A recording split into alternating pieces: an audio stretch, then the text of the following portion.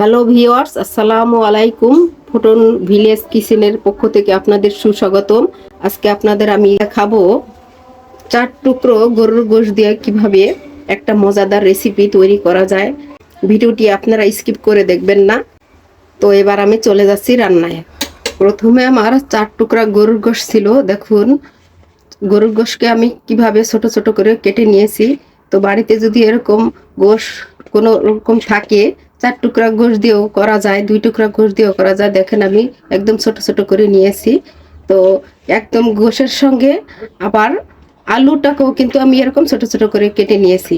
তো কেটে নিয়ে এবার আমি ভেজে নেব তেল দিয়ে। সামান্য তেল দেব। আমি গোশতটাকে কিন্তু আগে একটু সিদ্ধ করে নিয়েছিলাম। তো একটু হালকা একটু সিদ্ধ করে তারপরে আমি গোশতটা কিন্তু কেটে নিয়েছি। তো আমার রান্না করা গোশত থেকে কিন্তু আমি এই আবার আরেকটা রেসিপি করতেছি। তো রান্না করা গোশত থেকেও অনেক ধরনের রেসিপি। তো দেখুন আমি আমার ভাজা হয়ে গিয়েছে। এখন আমি এটাকে একদম সাইডে সরিয়ে রাখলাম। এখন আমি পরে প্রথমে আমি কুচি করা পেঁয়াজ একটু বেরেস্তা করে নেব। তো আর একটু তেল লাগবে, তেল দিয়ে ভেজে নিচ্ছি।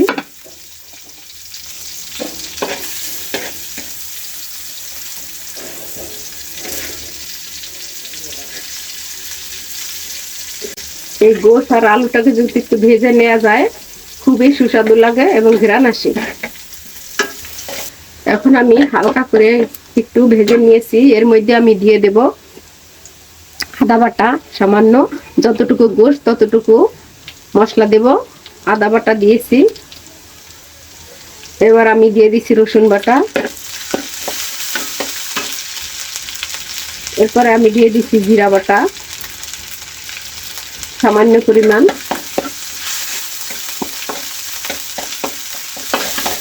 মশলাটাকে আমি একটু কষিয়ে নেব। এরপরে দিয়ে দিচ্ছি হলুদের গুঁড়ো,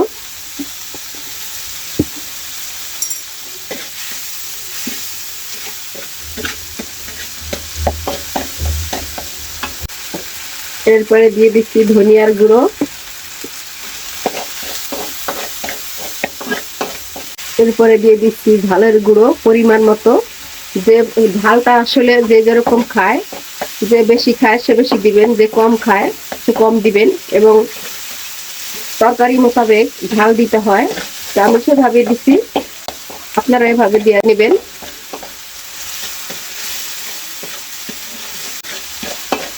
এবার আমার মশলাটা কষানো হয়ে গেছে। এবার আমি এগুলির সঙ্গে মিশিয়ে দেব।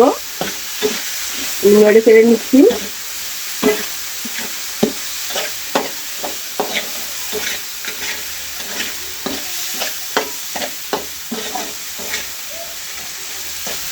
তো বন্ধুরা, আমার মাথায় হঠাৎ করে যে কোনো একটা তরকারি যদি কম থাকে তাহলে যে কোনো একটা রেসিপি করে ফেলি।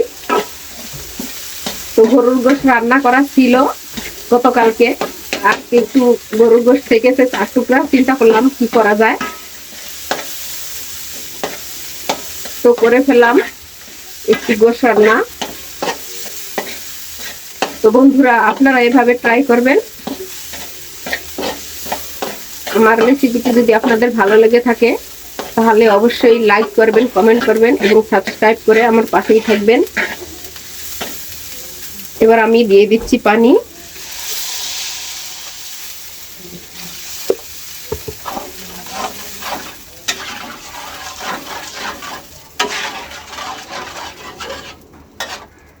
এবার আমি দিয়ে দিচ্ছি স্বাদ মতো লবণ। এবার আমি ঢেকে দিচ্ছি 5 মিনিটের জন্য। দিয়ে দিচ্ছি গোলমরিচ, সাদা গোলমরিচ, কালো গোলমরিচ, এগুলোকে আমি এখন পাটায় বেটে দেব। তরকারিটা হয়ে গেছে প্রায়, এই জন্য আমি গরম মশলা দিয়ে দিচ্ছি। এই যে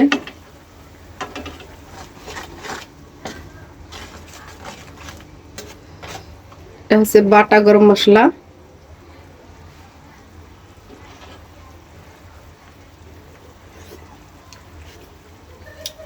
অনেক সুস্বাদু হয়েছে, খেতে খুবই খুবই মজা।